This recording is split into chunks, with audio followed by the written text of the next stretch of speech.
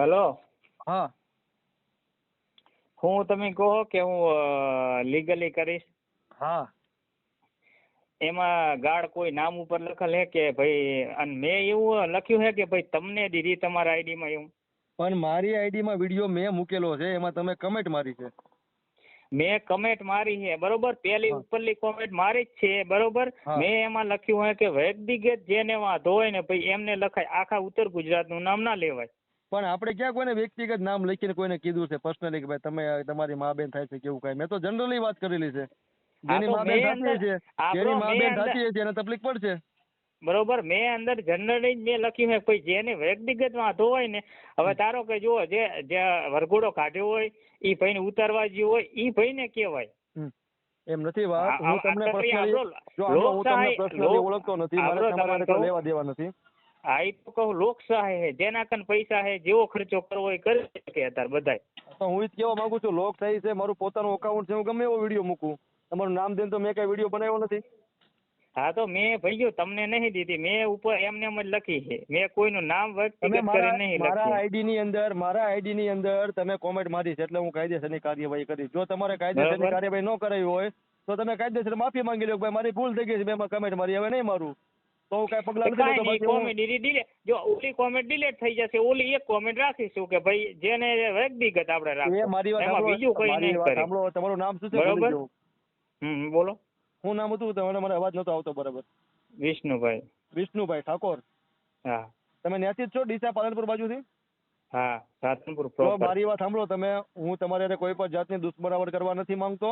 હું ક્રાંતિ સેનાનો ગુજરાતનો પ્રેસિડેન્ટ છું, બરોબર? હું ભાવનગરથી બોલું છું. મારે કોઈ પણ જાતની આગળ વાત વધારવી નથી. મારી એ જે વિડીયો છે 80,000 લોકોએ જોયો છે.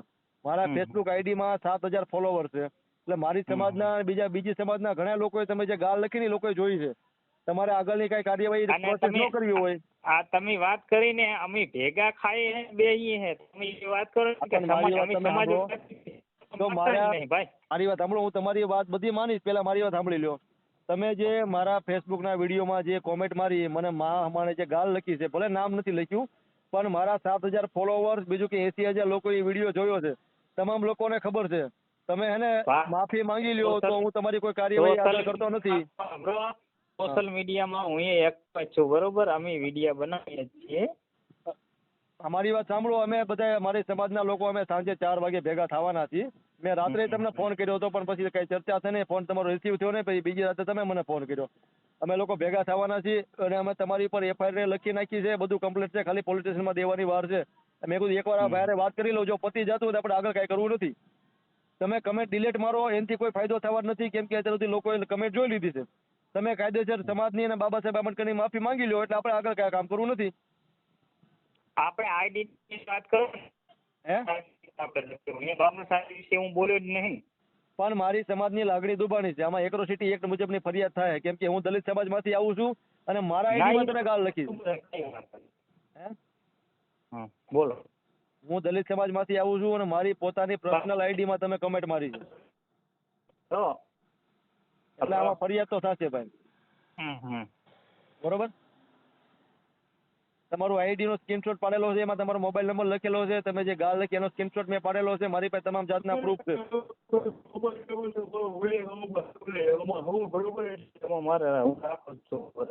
હાલો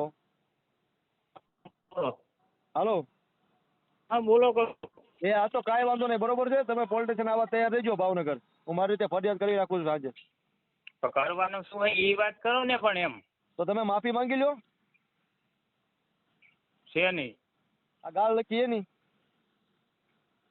હા ભાઈ, તો ગાળ તો ઈ તો દે. અને બ્રો, હા, મેં તો અંદર કોમેન્ટ કરી ઈ ને તમે ઈ ડિલીટ કરી નાખશું. પણ તમે ડિલીટ કરી નાખજો. પણ આવારી સાંભળો, અત્યાર સુધી 80,000 લોકોએ વિડીયો જોઈ લીધો છે. ડિલીટ કરવાથી કઈ મારી છબી ખરાબ જે તમે કરી નાખી છે સાચી નહીં થઈ જાય. લોકોની જે લાગણી દુબાણી છે. મને ભાવનગરમાંથી કેટલાય ફોન આવ્યા કે ભાઈ આપણે બધા ભેગા થઈ, આ વ્યક્તિ કોણ છે, આને ગોતીએ. મેં કીધું રેવા દો ભાઈ, એવું કઈ કરવું નથી. તો ફેસબુકમાં કોઈ પણ વ્યક્તિ કમેન્ટ મારી શકે, એટલે મારે આગળ કઈ વધારવું નથી. એટલે મેં લોકોને રોકી રાખ્યા છે. બાકી બધા તૈયાર જ છે ફરિયાદ કરવા માટે. તમે એવી માફી માંગી લો કે ભાઈ મારી જે ભીમરાજ નાવડા ફ્રેન્ડ્સ ક્લબની જે આઈડી છે, ભીમરાજ નાવડા સાહેબ કરીને, એ આઈડીમાં જે તે વિડીયોમાં મારથી ભૂલથી ગાળ લખાઈ ગઈ છે, એની હું માફી માંગુ છું અને હું એ કોમેન્ટ ડિલીટ મારું છું, એટલે વાત પતી જાય. હા પણ હું કહું ને એ ડિલીટ કરી નાખશો, તમે રેકોર્ડિંગ મૂકી દો. અરે એ તો મેં છે ને તમે ડિલીટ નો મારો તો હાઈડ કરી નાખી છે. 1 મિનિટ હું રેકોર્ડિંગ કરું છું, હજી મેં રેકોર્ડિંગ ચાલુ નથી કર્યું. પછી તમે એવું બોલી જજો કે ભાઈ જે ભીમરાજ નાવડા સાહેબ નામનું જે આઈડી છે એમાં મેં જે ભૂલથી ગાળ લખી દીધી છે એ હું ડિલીટ મારી દઉં છું અને મારી ભૂલ થઈ ગઈ છે, હવે આવી ભૂલું નહીં કરું એટલે પતી જાય વાત. બરોબર? હાલો હાલો, હા બોલો. બરોબર ને મેં કીધું ઈ? હા હા તો હું રેકોર્ડિંગ ચાલુ કરું છું 1 મિનિટ. હા બોલો હવે. હલો. હા બોલો. હા રેકોર્ડ ઓલા હું યાર એ આઈડી નું નામ છે ભીમરાજ નાવડા સાહેબ. શિવરાજ શું નામ છે? ભીમરાજ નાવડા સાહેબ.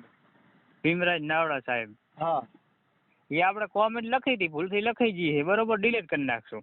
હા અને બીજી હા. વાર આવું ધ્યાન રાખજો, બરોબર? આવી રીતે કોઈના આઈડીમાં રીતે કોમેન્ટ ડાયરેક્ટ ન મરે. તમને કઈ તકલીફ હોય તો એને પર્સનલી ફોન કરો, એને સવાલ પૂછો મેસેન્જરમાં. આવી રીતે તમે ડાયરેક્ટ ગાળું લખો તો બીજા જે લોકો અરે જોતા એને યાર પણ ફેર પડે. એમાં આભરો તમે, હા મેં વિડીયો આપ્યો ને, હા પછી વાહેજી વિડીયો આખો વિડીયો મેં આપ્યો ને, તો મને ઉત્તર ગુજરાત નું કીધું ને તમે, હા એટલે આખા ઉત્તર ગુજરાત નું આવ્યું હતું, બરોબર. હું એ ગૌરક્ષમાં છું, એટલે એમાં એવું મને એમ કે આખી સમાજ નું બધાયનું, એટલે સમાજ નહીં, અંદર કઈ સમાજ નહીં આવતી, પણ એમાં બધા આખા ઉત્તર ગુજરાત નું તમે નામ પણ લીધું. સાંભળો સમજ્યા? મારી વાત વિષ્ણુભાઈ, બોલો. તમે સાંભળો મારી વાત, કે જે આ બનાવ બને છે ને ઘોડી ઉપરથી ઉતારવાના, મૂછું નહીં રાખવા દેવાના, મોજડી નહીં પહેરવા દેવાના, એ બનાવ ઉત્તર ગુજરાતમાં જ બને છે.